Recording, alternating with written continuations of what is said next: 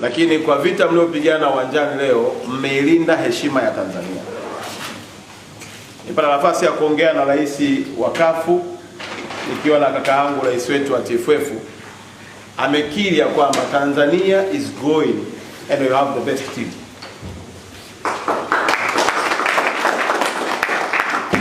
Nimekaa na rais wa shirikisho la Nigeria na waziri wao wa michezo, anasema hiki tunachokiona uwanjani hatukitarajii.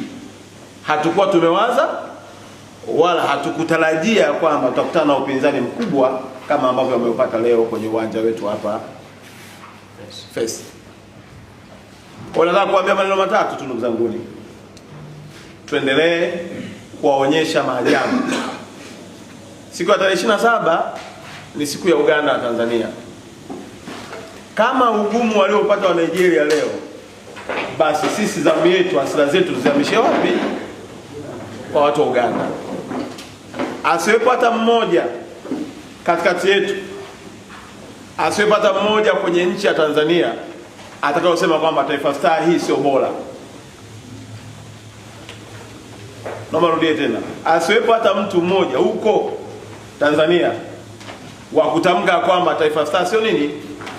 Taifa Star hii ni bora kuliko Taifa Star yoyote ishawahi kutokea Tanzania. Sasa niwaambieni jambo moja kubwa. Thamani yako mchezaji unayo wewe mwenyewe,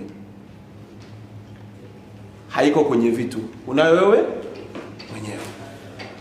Ninawaombeni sana, hizi mechi mbili zilizobaki tutoke kwenye hatua tulikuwa nayo 2023, tupande daraja, si ndio jamani? Jamani, si ndio? Ndio.